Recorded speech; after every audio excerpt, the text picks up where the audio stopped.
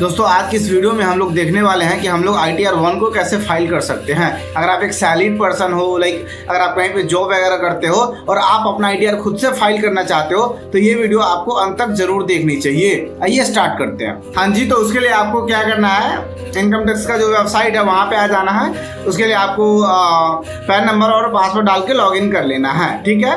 उसके बाद हम क्या करेंगे, यहाँ पे आ जाएंगे एंड यहाँ पे आपको फाइल न्यू पे क्लिक कर लेना है, फाइल नाउ, ठीक है।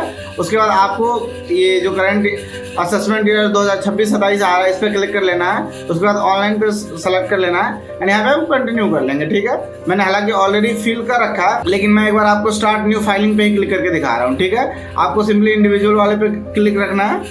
उसके बाद हम प्रोसीड कर देंगे, यहाँ पे हम प्रोसीड कर देंगे। उसके बाद यहाँ पे सिंपली हम अपने जो फॉर्म है ITR 1 वो सेलेक्ट कर लेंगे। और यहाँ पे ना एक बहुत ही इम्पॉर्टेंट, ये जो नीचे लिखा हुआ आ रहा है, अगर आपको ITR 1 फाइल नहीं करना आता है और अगर आप ये पढ़ लोगे तो आप अपना ITR खुद से ही फाइल कर सकते हो। यहाँ पे क्या लिखा हुआ आ रहा है, for individuals being a resident. ITR 1 कौन फाइल कर सकता है, जो कि एक इंडिविजुअल है और वो रेसिडेंट है, ठीक है। Having total income up to Rs 50 lakh. अगर आपका इनकम 50 लाख से ज़्यादा है तो आप ITR 1 फाइल नहीं कर सकते हो, 50 लाख तक ही कर सकते हो, ठीक है। Having income from salaries and 2 house properties, ठीक है। एंड 2 हाउस प्रॉपर्टी की डिटेल अब आप ITR में दिखा सकते हो। पहले आप वो एक ही दिखा सकते थे लेकिन अब आप 2 हाउस प्रॉपर्टी की डिटेल को ITR 1 में दिखा सकते हो, ठीक है। Long term capital gains under section 112A up to Rs 1.25 lakh, ठीक है। And agriculture income up to 5000 and यहाँ पे आप एग्रीकल्चर इनकम 5000 तक का भी दिखा सकते हो, ठीक है। उसके बाद हम यहाँ पे प्रोसीड विद ITR 1 पे क्लिक रखेंगे, ओके कर लेंगे। यहाँ पे मैंने लेट्स गेट स्टार्ट कर दिया एंड यहाँ पे आप ITR क्यों फाइल कर रहे हो तो आप कोई भी एक रीजन दे दोगे। सिंपली मैं यहाँ पे अदर सेलेक्ट कर लूँगा एंड यहाँ पे मैं कंटिन्यू कर लूँगा। यहाँ पे मैंने कंटिन्यू कर लिया, ठीक है, ओके करेंगे। यहाँ पे ना ये टोटल आपको दिखेंगे 1 2 3 4 5, टोटल 5 टैब दिखेंगे।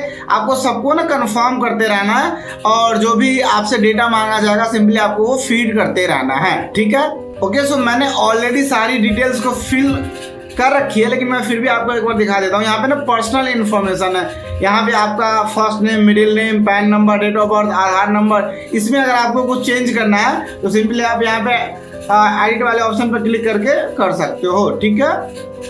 यहाँ पे जो एडिट वाला ऑप्शन है इस पर आप क्लिक करके कर सकते हो। एड्रेस वगैरह जो भी आपको चेंज करना है। उसके बाद आपसे पूछा जाएगा नेचर ऑफ एम्प्लॉयमेंट, ठीक है। आपको जो भी आपके केस में आता है सिंपली आप वो सेलेक्ट कर लेंगे। मेरे केस में अदर है इसलिए मैंने यहाँ पे अदर सेलेक्ट रखा हुआ है, ठीक है। यहाँ पे जो ये ऑटोमेटिकली बाय डिफॉल्ट सेलेक्ट आ रहा है 139(1), ठीक है। Return filed on before due date, ये हम तब सेलेक्ट करते हैं जब हम ड्यू डेट से पहले ITR को फाइल कर रहे होते हैं, ठीक है। और अगर आप ITR को ड्यू डेट के बाद फाइल कर रहे हो आपको सिंपली ये वाला सेलेक्ट करके रखना, ठीक है, 139(4), ठीक है।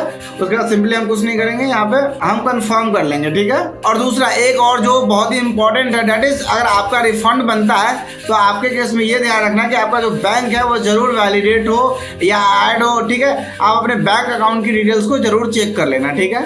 सिंपली यहाँ पे हम कंटिन्यू कर लें, कंफर्म कर लेंगे। उसके बाद हम आ जाते हैं ग्रॉस टोटल इनकम वाले टैब में। यहाँ पे एडिट पे आ जाएंगे, ठीक है। यहाँ आपके केस में जो भी सैलरी है वो आप यहाँ पे सैलरी फीड कर दोगे। जैसे मैं फॉर एग्जांपल डाल रहा हूँ 4 लाख, कहीं से 1000 10 लाख 4 लाख, ठीक है। यहाँ पे आपको 75,000 रुपये का स्टैंडर्ड डिडक्शन मिल जाएगा, ठीक है। तो यहाँ पे हम सेव कर लेंगे। उसके बाद यहाँ पे इनकम फ्रॉम हाउस प्रॉपर्टी, अगर आपके केस में हाउस प्रॉपर्टी की इनकम है तो सिंपली आप इसमें डाल देंगे। मेरे केस में नहीं है तो मैं सिंपली इसको इग्नोर करूँगा। इनकम फ्रॉम अदर सोर्सेज, ठीक है। इनकम फ्रॉम अदर सोर्सेज में इसमें आप क्या क्या दिखा सकते हो, इनकम फ्रॉम डिपॉजिट, FD वगैरह का कोई इंटरेस्ट है वो दिखा सकते हो, इंटरेस्ट फ्रॉम सेविंग बैंक है वो दिखा सकते हो, interest from income tax refund है वो सब आप यहाँ पे दिखा सकते हो, ठीक है। यहाँ पे भी आपके केस में जो भी अमाउंट बनता है आप सिंपली वो डाल के एंद कंफर्म कर देंगे, ठीक है। उसके बाद इस वाले टेबल को भी हम सिंपली कंफर्म कर देंगे। उसके बाद मेरे केस में ये रिफंड है 7,853 रुपये का, यहाँ पे कंफर्म कर देंगे एंड उसके बाद यहाँ पे वेरीफाई वाले टेबल को आप कंफर्म करेंगे।